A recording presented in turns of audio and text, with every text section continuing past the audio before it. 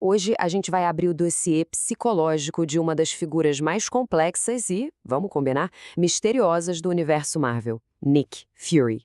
O que será que se passa na cabeça dele? A gente vai desvendar o código-fonte da mente de um dos maiores estrategistas que já vimos. Essa frase, dita por um inimigo, diz muito, né? É assim que muita gente vê o Fury. O cara da desconfiança, dos segredos. Mas olha, isso é só a ponta do iceberg. A história é bem mais complexa.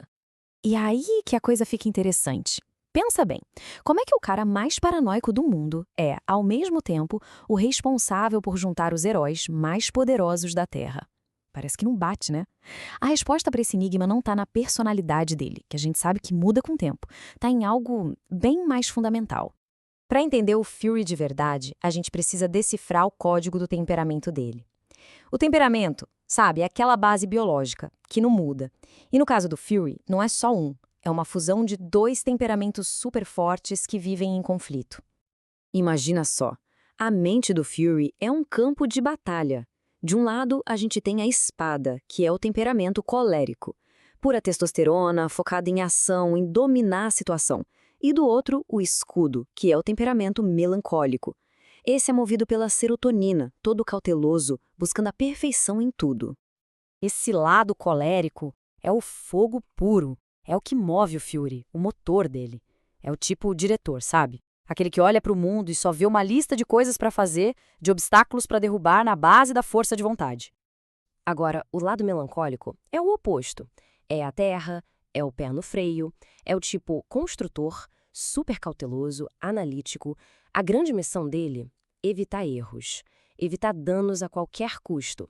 É quase como um sistema de segurança interno que nunca desliga. Beleza, vamos começar pela espada, o lado colérico. Essa força que explica como ele chegou onde chegou, como se tornou o chefão da SHIELD. E olha só esses números, é impressionante. Numa análise psicométrica, ele bate quase 98% em liderança e mais de 92% em dominância. Isso aqui não é sobre ele gostar de liderar. É um impulso quase biológico, uma necessidade de estar no comando. Essa frase dele é a cara do pensamento colérico. É um realismo que chega a ser brutal. Para ele, não tem essa de mundo ideal. O mundo é o que é. E para alcançar o objetivo final, que é salvar o planeta, os fins justificam os meios. E as pessoas, muitas vezes, são só peças no tabuleiro. E a gente vê essa evolução claramente.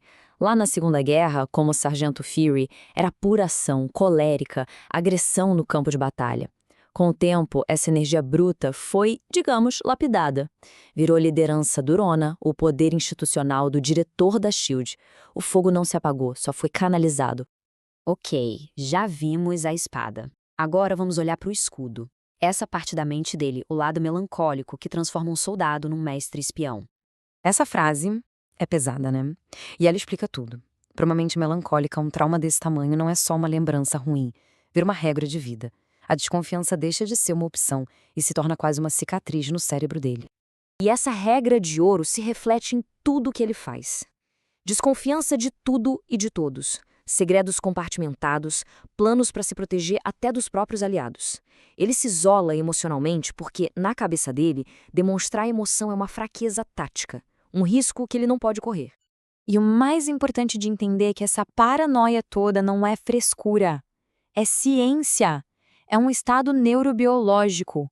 O cérebro dele está literalmente configurado para buscar ameaças o tempo todo. É um sistema de alarme que nunca desliga. E isso está ligado ao sistema de serotonina. Então, o que acontece quando a gente junta essa espada impulsiva com esse escudo super paranoico? A gente tem um resultado poderoso. Nasce o estratega implacável. Olha só como essa mistura funciona na prática. A metáfora é perfeita. É o fogo contido pela terra. Ou seja, ele tem explosões de ação, mas sempre dentro de um plano super rígido. O que o move? Duas coisas: resultados e segurança. E quando ele está sob pressão? Ele age de forma agressiva, mas sempre se preparando para o pior cenário imaginável. E essa complexidade toda explode nos confrontos dele. Contra o Tony Stark é briga de cachorro grande. Dois coléricos dominantes batendo de frente pelo controle. Já com Steve Rogers, a treta é outra. É um choque de valores. É o pragmatismo brutal do Fury contra os princípios inabaláveis do Capitão América. Chegamos então ao veredito. Será que essa mistura psicológica toda era só útil ou era absolutamente necessária para o trabalho que ele tinha que fazer?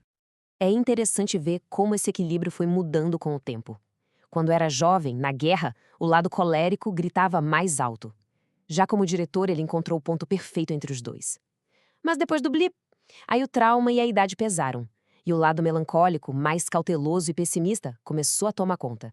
E aqui está a ideia principal de toda essa nossa conversa. A paranoia, a manipulação, o sigilo todo do Fury, isso não era um defeito de caráter. Era uma ferramenta, uma função. Era o jeito que ele encontrou para sobreviver num mundo onde a ameaça é constante. No fim das contas, foi essa mistura que fez dele o guardião que ele era.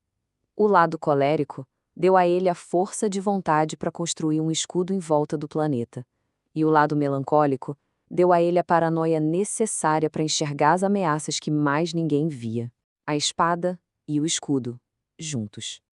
E fica essa pergunta no ar. No universo cheio de deuses, monstros e ameaças que a gente nem imagina, será que ter uma mente normal, perfeitamente equilibrada, não é, na verdade, uma desvantagem?